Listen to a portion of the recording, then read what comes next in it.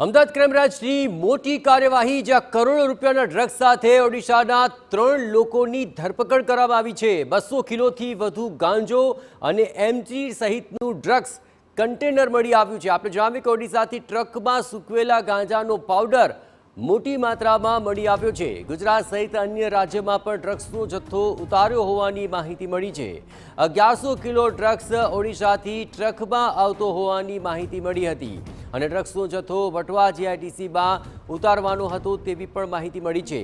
Drugs અન્ય કઈ જગ્યા પર ઉતારવામાં આવ્યો હતો તેની તપાસ અત્યારે ચાલી રહી છે।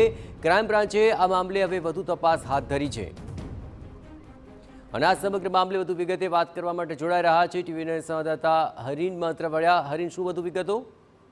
બિલકુલ, અમદાવાદ ક્રાઇમ બ્રાન્ચને મોટી સફળતા મળી છે અને કરોડો રૂપિયાનો ડ્રગ્સ અને તેની સાથે ઓડિશાના 3 લોકો છે તેની ધરપકડ કરવામાં આવી છે। આશરે 200 કિલોથી વધુ ગાંજો અને એમડી ડ્રગ્સ છે તે પાવડર ફોર્મેટમાં છે તે લેવામાં આવતું અને ટ્રકમાં ભરીને તે લેવામાં આવી રહ્યું હતું। ત્યારે ક્રાઇમ બ્રાન્ચને માહિતી મળતા હાથીજણ સર્કલ પાસે ટ્રકને રોકી અને ગાંજો તેમજ અન્ય જે કન્ટેન્ટ છે તેને જપ્ત કરવામાં આવ્યું છે।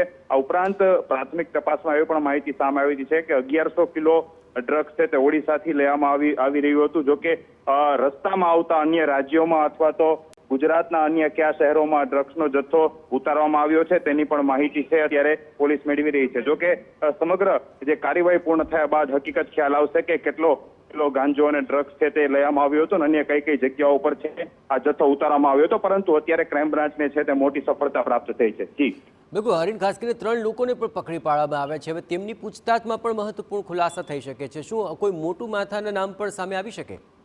બિલકુલ, ઓડિશાના જે લોકો છે તેઓ હવે ટ્રક ચાલક હતા અથવા તો ગાંજો કોને કોને સપ્લાય કરવાનો હતો, ક્યાંથી આવ્યો હતો અને કઈ ફેક્ટરી અથવા તો કઈ જગ્યાએથી આ ગાંજો છે તે ટ્રકમાં ભરવામાં આવ્યો હતો। જો કે પાવડર ફોર્મેટમાં જથ્થો હતો તેને લઈને પણ એફએસએલની મદદ લેવાશે।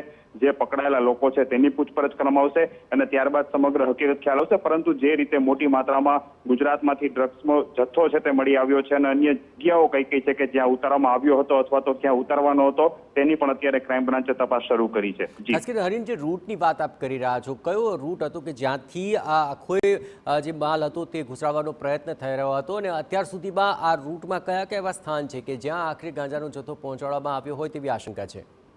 બિલકુલ, જે રીતના ઓડિશાના 3 લોકો હતા એટલે પોલીસની પ્રાથમિક તપાસમાં ઓડિશાથી આ જથ્થો છે તે ગુજરાત પહોંચ્યો। રસ્તામાં કદાચ સુરત અથવા તો અન્ય જે જિલ્લાઓ છે કે ત્યાં કદાચ આમાંથી જથ્થો છે તે ડિલિવર કરવામાં આવ્યો હોવાની પણ પોલીસને શંકા છે, એટલે એ દિશામાં પણ પોલીસ તપાસ કરી છે। પરંતુ જે રીતના સામાન્ય રીતે મહારાષ્ટ્ર અને આસપાસના જે વિસ્તારો છે કે ત્યાં અત્યાર સુધીમાં પોલીસ ડ્રગ્સની ફેક્ટરીઓ છે તે ઝડપવામાં આવી હોય તો એક શંકા એવી પણ છે કે કદાચ ત્યાંથી પણ આ જથ્થો લઈને ઓડિશા પહોંચાડવામાં આવ્યો છે અને ત્યાંથી આ ડિલિવર કરવામાં આવ્યો છે। પરંતુ આ તમામ વાતો છે તેની માહિતી અત્યારે પોલીસ મેળવી રહી છે। થોડી વાર પહેલા જ આ ટ્રક છે તેને પકડી પાડવામાં આવ્યો છે અને હવે ક્રાઇમ બ્રાન્ચની જે ટીમ છે ત્યાં પહોંચી અને તમામ પ્રકારની જે મુદ્દાઓ છે તેને લઈને પકડાયેલા જે લોકો છે તેની અત્યારે પૂછપરછ કરી રહી છે અને વધુ તપાસ છે તે હાથ ધરી રહી છે। જી આભાર હરીન, તમામ ગતિવિધિઓ પર આપ નજર રાખતા રહેજો। તો 3 લોકોની ધરપકડ થઈ ચૂકી છે અને 200 કિલો ગાંજો અને એમડી ડ્રગ્સ ઝડપી લેવાયું છે।